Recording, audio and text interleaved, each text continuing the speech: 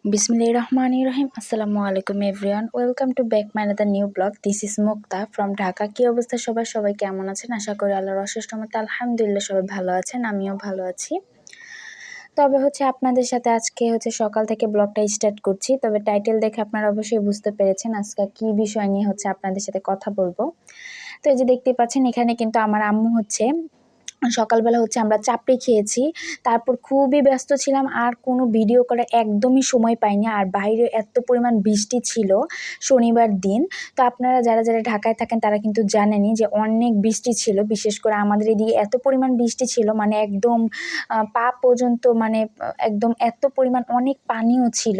তো তারপরে আমরা খাওয়া-দাওয়া করেছিলাম। আম্মুর ইলিশ মাছ দিয়ে ছোট করে আলু দিয়ে তরকারি রান্না করেছিল, ওটা দিয়ে ভাত খেয়েছি। তারপরে আমরা কিন্তু বের হয়ে পড়েছি কারণ আমার যে পরীক্ষা ছিল এটা কিন্তু আপনারা সবাই জানেন আমি ৭ কলেজে পরীক্ষা দিব। তো এইজন্য আমরা বের হয়ে পড়েছিলাম। তো এই যে দেখতেই পাচ্ছেন বের হওয়ার পরে এত পরিমাণ বৃষ্টি, তো আমরা উপর থেকে ভেবেছিলাম যে কম বৃষ্টি, এইজন্য একটা ছাতা এনেছি। এখন পরীক্ষা যাইতে তো ভিজেই যাব একদম, মানে এত অনেক দূরে সিট পড়ছে, কবি নজরুল কলেজে আর কি সিট পড়ছে। তো এই যে ভিজেই যাব একদম। তো এই যে দেখতেই পাচ্ছেন এখানে কিন্তু আমি আর আম্মু ছাতির নিচে আছি। আমি কিন্তু অলরেডি ভিজেই গেছি আর আমার আম্মু তো একদম ভিজে চুপচুপি।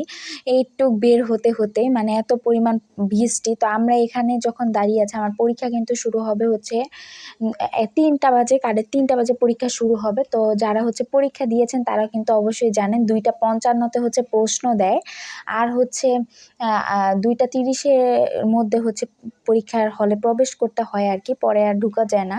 তো এটাই আর কি, কিন্তু প্রবেশপত্রতে লেখা ছিল।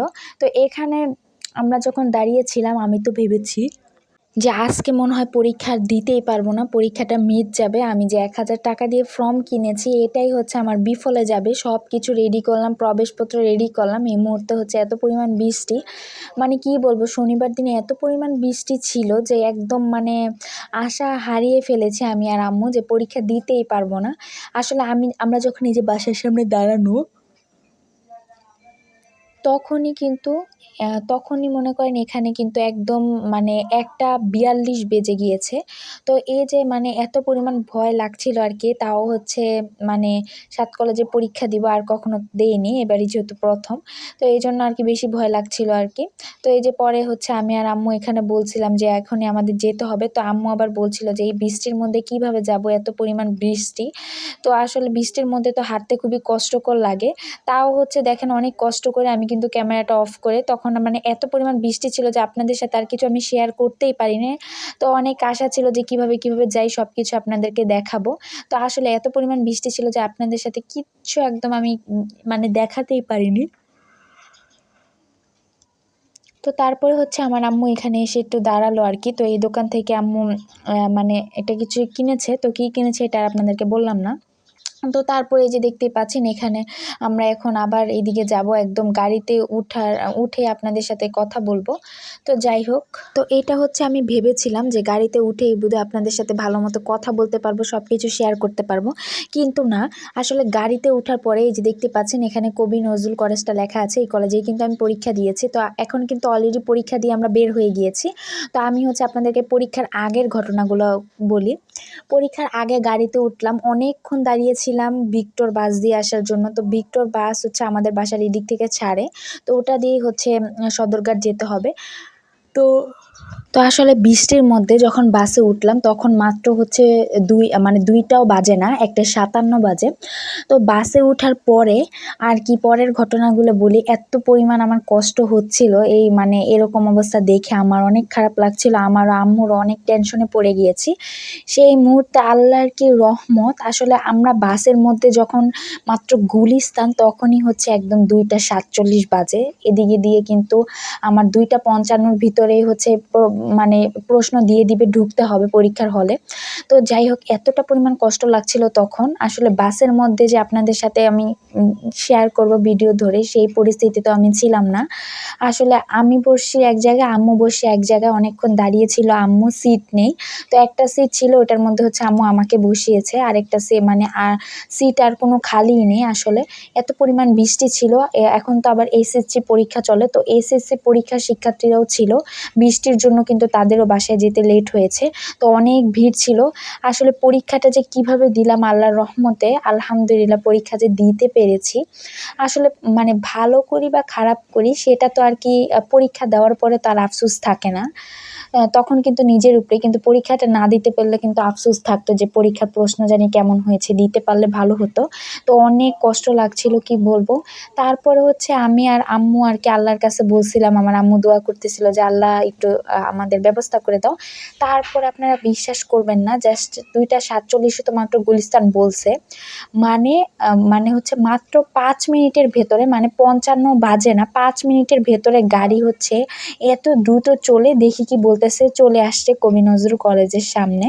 তো আসলে তখন হচ্ছে আমি আর আম্মু বলেছি, আসলে আল্লাহ তাআলার রহমত আছে, আল্লাহ তাআলা আসলেই মানুষের উপকারে লাগে। এইজন্য হচ্ছে এই অবস্থা। আসলে বৃষ্টির মধ্যে গাড়ির মধ্যে কিন্তু মানে আমি আর আম্মু বলছিলাম যে আজকের পরীক্ষা শেষ, আর পরীক্ষা দেওয়াই যাবে না। কিভাবে দিব? যেহেতু হচ্ছে মানে মানে প্রবেশপত্রে লেখা আছে ৩টার মাঝে পরীক্ষা, ২টা ৫৫ আগে হচ্ছে ঢুকতে হবে। মানে ২টা ৩০-এ তো ঢুকতে হবে, তারপরেও ঢুকতে দিবে মানে ৩টার আগে পর্যন্ত। তো অলরেডি কিন্তু আমাদের রাস্তার মধ্যে ৩টা বেজে গিয়েছে। তো যাই হোক ৩টা বাজার পরও যখন ৩টা বাজে তখন হচ্ছে হলের সামনে গিয়েছি। তো হলের আশেপাশে যে থাকে আরকি, যারা হচ্ছে মানে ছাত্রদের ঢুকাতে সাহায্য করে, তারপরে হচ্ছে বের হওয়ার জন্য সাহায্য করে, সেই আঙ্কেলরা হচ্ছে বলছে, আঙ্কেল ভাইয়ারা যে আপনারা পরীক্ষার্থী? পরে বলছেন জি আমি পরীক্ষার্থী। তো বলতেছে তাড়াতাড়ি যান। তারপর হচ্ছে আমাকে, অনেক বৃষ্টি ছিল কিন্তু প্রচণ্ড বৃষ্টি, আর এদিক দিয়ে কিন্তু আমার আম্মু ভিজে একদম অবস্থা খারাপ। এত পরিমাণ মানে ভিজতে অবস্থা খারাপ। আম্মু পুরাটাই ভিজে গেছে। জাস্ট আমার মাথার উপরে আম্মু ছাতা দিয়ে রেখেছিল। কারণ হচ্ছে যেহেতু আমি ভিজলে সমস্যা হবে পরীক্ষার হলে। ভিজে অবস্থায় তো আর পরীক্ষা দিতে পারব না। তারপর ঠান্ডা লেগে যাবে। তো যাই হোক আম্মু কিন্তু পুরাটা একদম ভিজে গিয়েছিল। জাস্ট আমি হচ্ছে ভিজিনি। মানে আমিও ভিজছি, মানে কম আরকি, যেহেতু আমার মাথায় ছাতা ছিল। তারপরে হচ্ছে আ হলে গিয়েছে আরকি, আমাকে ছাতা দিয়ে এসেছে আরকি, গেটে যে থাকে ওই আঙ্কেল। তো তারপরে হচ্ছে আমার সিট পড়েছিল ৪ তলায়। তো ৪ তলায় গিয়েছি। তারপরে হচ্ছে আমি যাওয়ার পরে আরো মনে হয় ১০-২০ জন স্টুডেন্ট ঢুকেছে। আম্মু বলল। তো আমার হলেও কিন্তু মোট মিনিমাম হচ্ছে ৫-৬ জন ঢুকেছে। তো তারা ঢুকার পর হচ্ছে ৩টা ১৫ তে হচ্ছে প্রশ্ন দিয়েছে। মানে বৃষ্টির জন্য ১৫ মিনিট লেট করে হচ্ছে প্রশ্ন দিয়েছে। তো আমাদের ওইখানে মনে করেন আমি অনেকের সাথে পরিচয় হলাম আরকি। তারা হচ্ছে ফরিদপুর, নরসিংদী, তারপরে হচ্ছে টঙ্গী, তারপরে হচ্ছে বরিশাল, কুমিল্লা, অনেক দূর থেকে মানুষ এসেছে। তো যাই হোক তারপরে এই যে দেখতেই পাচ্ছেন এখানে কিন্তু একদম তারা হচ্ছে বসেছিল কয়েকজন আরকি, স্টুডেন্টের মারা। তো তারপরে হচ্ছে আসলে আ আসলে আসলেই একটা কথা বলতে গেলে যে আল্লাহর রহমত আছে। আল্লাহ পারে না এমন কোনো কাজ নেই। আল্লাহ তাআলা মানে ১ মিনিটের মধ্যে দুনিয়া ধ্বংস করতে পারে। ১ মিনিটের মধ্যে সবকিছু করতে পারে। তো তারপরে এখন হচ্ছে আমরা পরীক্ষা দেওয়া শেষ আমার। তো এখন হচ্ছে বাসায় রওনা দিব। তো পরীক্ষার হল থেকে বের হয়ে হচ্ছে আম্মুকে একদম খুঁজেই পাচ্ছিলাম না। তো আম্মুকে হচ্ছে খুঁজছিলাম। তো আম্মুকে একদম পাচ্ছিলাম না, কারণ অনেক ভিড় ছিল। তো এত স্টুডেন্ট পরীক্ষা দিয়েছে, অনেক ভিড় ছিল। তো যাই হোক তারপর হচ্ছে আম্মুকে খুঁজে পেয়েছি। তো আম্মু পরীক্ষা হয়েছে ৪টা ১৫ পর্যন্ত। তো ৪টা ১৫ ভেতর আম্মু একদমই বসতে পারে না, কারণ বৃষ্টির জন্য তো সব জায়গায় ভিজা ছিল। আর মানে বাসা থেকে রুমাল কিংবা হচ্ছে একটা গামছা, সবকিছু মানে কাগজ সব নিতে ভুলে গিয়েছি। মানে একদম মনেই নেই। এত লেট হয়ে গিয়েছিল।